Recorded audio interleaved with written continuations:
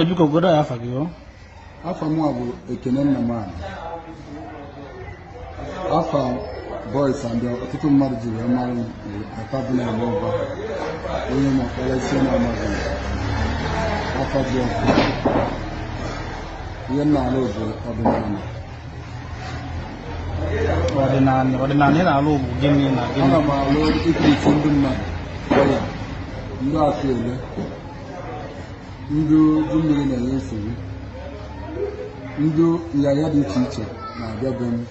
and onye ọ na-eme na-ada aga aga ọ bịakwa be m mmele ekpere Igbo na-enyekwa aka tupu oke na aja na-enye aka mepere onye ahụ ụzọ oge ya bụ na ibu dibịa na-agwọ ọrịa ma na-emekwa ihe ọdịnala.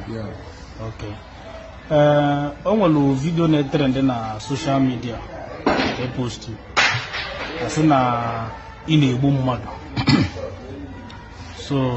nke na-agago viral mekwa onye a na-egbu mmadụ na ụmụ ọkpara isi na-amego. Kedu ihe ị nwere ikwu maka ya bụ vidio? Nwere ihe nwere ikwu na ya bụ na amarọ m maka ihe ha na-ekwu na na-egbu mmadụ. Nọmba 1 bụ na since m bido dibịa ejebe nyegoro mmadụ ọgwụ na dibịa ha ya esi na-eji abịa m rụọ ọrụ dị ọrụ lụsi elu ga mbi ego ịmara ebe ị na-eji atụda ajụ jechuọ ọda gbasara ọrụ m. 2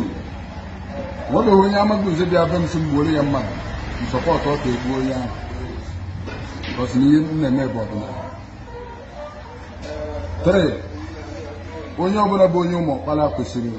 ịnụ ihe a maọbụ ebe onye isi na-amaghị ụzọ kwesịrị ịfụ dis video. The first person akpọrọ afa na ọmụa bụ nwanne my father, and this nwanne my father bụ na ọ lalụ nwunye ọhụ ntenye so anyị jide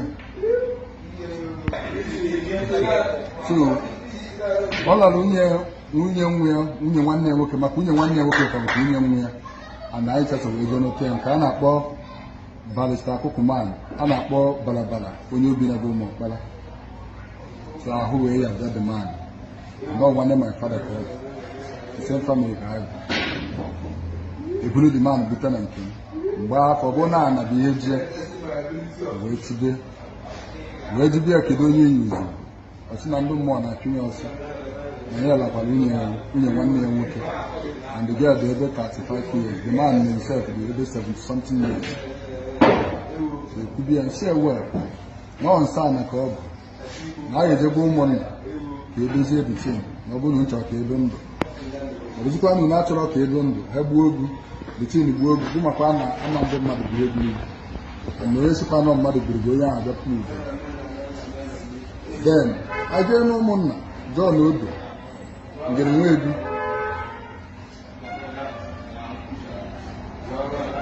ọtụtụ ndị ụmụnna anyị na ebe ahụ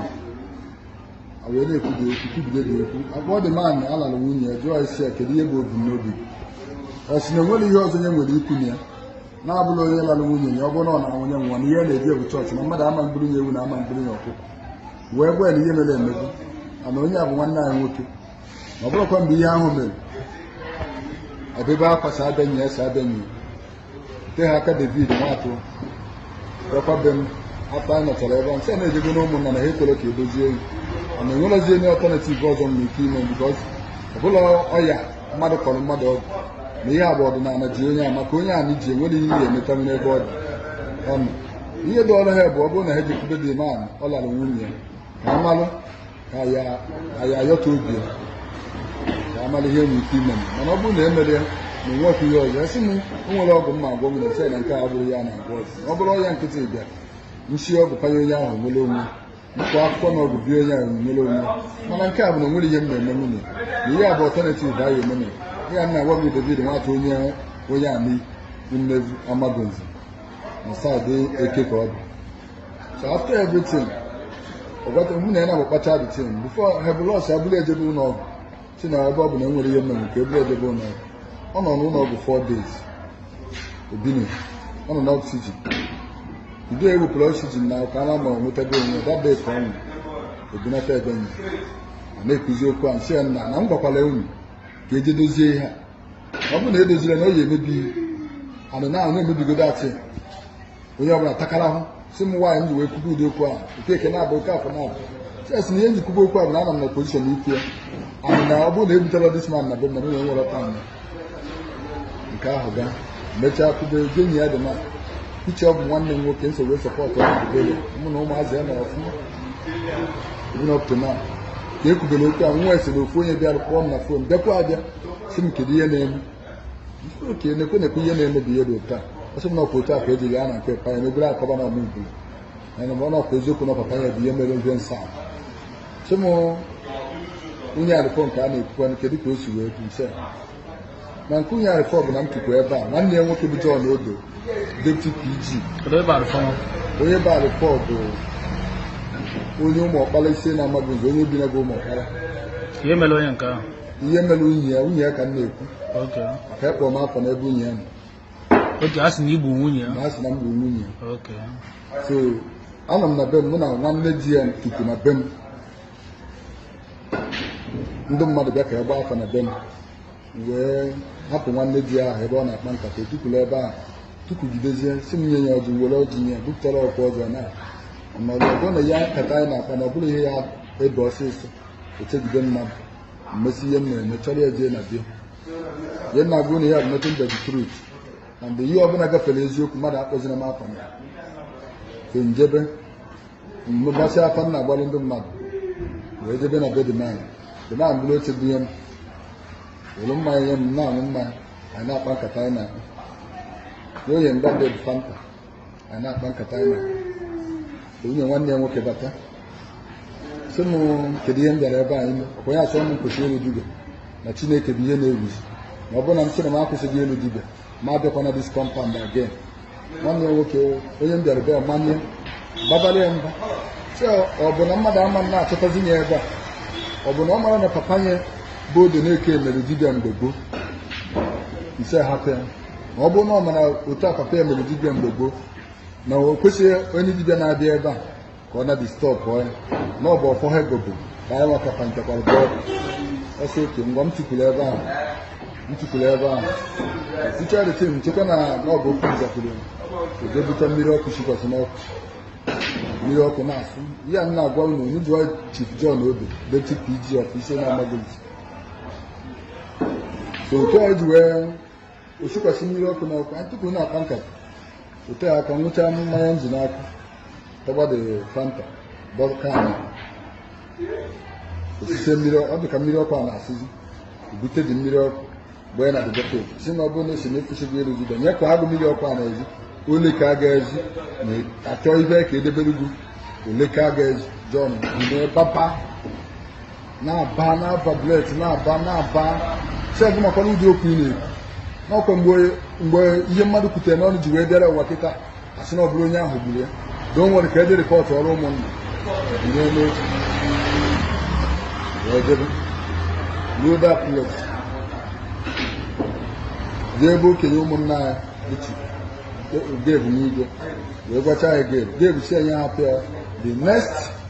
meeting anyị eme ka a tinye dị okwu ọnụ na onye ọnọdụ na-adabara ya na ibe ya na kọmpandị unu buru ibu na ọ bụla na onye a na-emebiga na onye nke a na-eje chọọchị na onye ọbụla nwere freedom of worship dịka enu ụwa si wee bụ andị na mmadụ ekwesịla ịbịa nyetere mmadụ enye na nke ọ na-eme na ọ bụrụ na ofuru ofe ahụ na-efute ha andị na o kwesịghị ikwubu ụdị okwu ahụ na igwe ezigbo ji enye anwụ na ọ bụrụ na ọma ọfụma na igwe ezigbo ji ahụ bụrụ mgbe oge a na-edo ọkụkọ a na-egbu ewu a na-egbo nkụta eji eme igwe omenala mgbe gboo na papa ha gara ebe mgbe ochie na ife papa eji eje ebe ọfọ ndị ọfọ ka dịbịa ike na ile ọma ka eji na ji eje n'ogu so bata nọmba niile ọ batara ahụ na-esi oke hapụ ya that upper Sunday na ya akwụkwọ before that day olo that Sunday akpọghị na meeting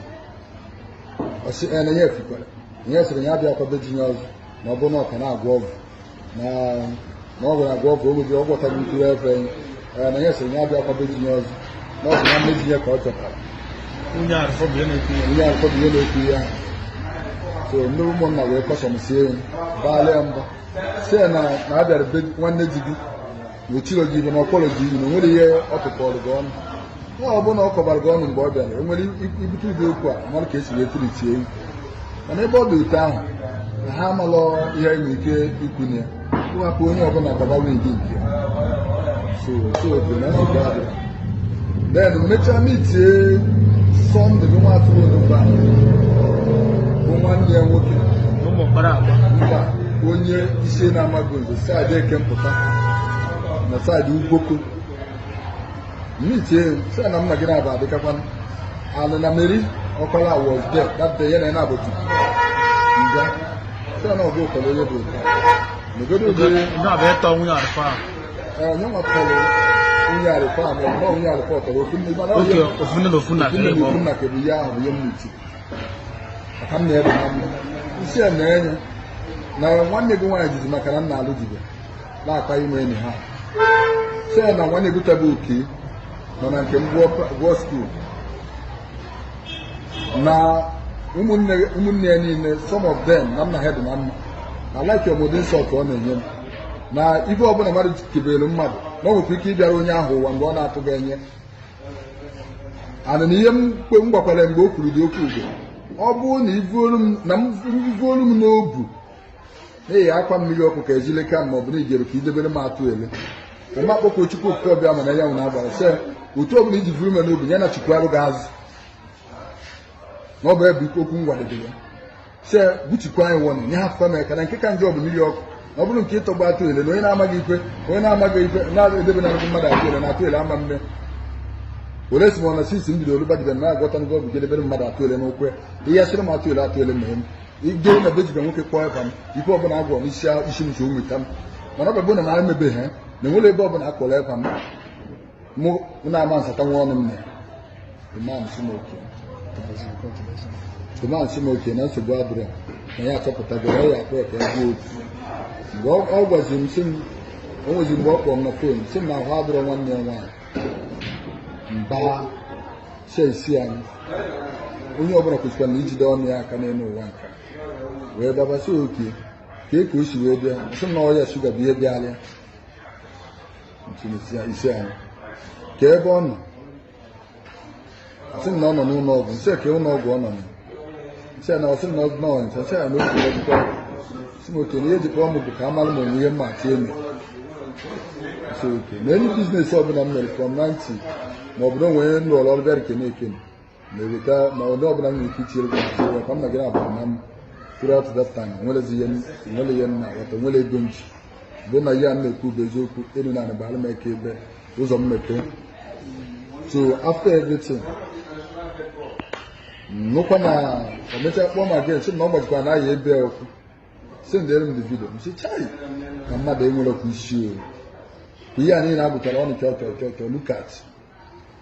ebe okwu ejedebe ezie ka o si wee nọ ọkpọrọ mba niile ọ bagara ka mmadụ enwere ọkụ isi si okwu na ọ bụrụ na enwere ka egosi bịa m n'aka ka sị ndere gị ọsị na oke chesị ndere m aka nọmba ka bụ mepe m nkịta bifo m na-amedị na m ka mgbakọ onwe m ọrụ were ego m tinyere akpọọ m sị na dị umeanị jide dị umeanị nwe agwara m ya n'ihe dịka ebe 8 nke abalị ruo n'ụtụtụ akpọọ m na fon na a na-ebunatazikwa m n'ọnụ ụlọ isi echai nọ eziokwu na mụ n'ọbụba anyị mana na mụ nwati ebugo apọịntmentị ebe m na-eje tude mana na nsogbu adịrọ na enwekwara ihe nwere ike ime nwete sọpọt na m na-ezi John oge ozi so oke ụmụnna bugara 2 galọn mburu 2 galọn bụ ihe John oge according to ka esi eme na baa na uwe ụmụnna ka ọ natara m tupu ụtụtụ ọ bịa kenechaa m sị m na m nyekwara eke enyi ya nwunye nwanne ya nwoke buru santakọn tie n'ime bụ nke m nwere ike ime m mechazie ihe m na-anụzi bụ na asị na mma m si na ya emechu n'ihu na m nyere mmadụ na ndụ na m nyere mmadụ na silan n'ọbụ ihe m ga-agwọ ọgwụ agwọta ego n'ọbụ ebe ihe mere onye ọbụla bịara be m na onye a na nwere onwe na mbụ onye ọgwụ ego ise mmadụ isi ọfịs bụ na ịmala ebe aka m na-agbachi my mother bido baba adị mgbe m nụtara nwunye m ọkụ ka dibịa ga-atụgharị be anyị nnọta nwunye m mma m osi m nchụọ nwunye m n'ọbụ ebe m na ya ebinwe ebe a sị na m nwa ama nchụọ na ngwa dị ya ịgabiga n'ime Enugu ife anyị nọta ebe a na ụsọsọ ndị m na-ebi na ya adịbụ ihe ya ama anasisi ya na-enye m nsogbu na nwunye m ahụ na-ebigharị m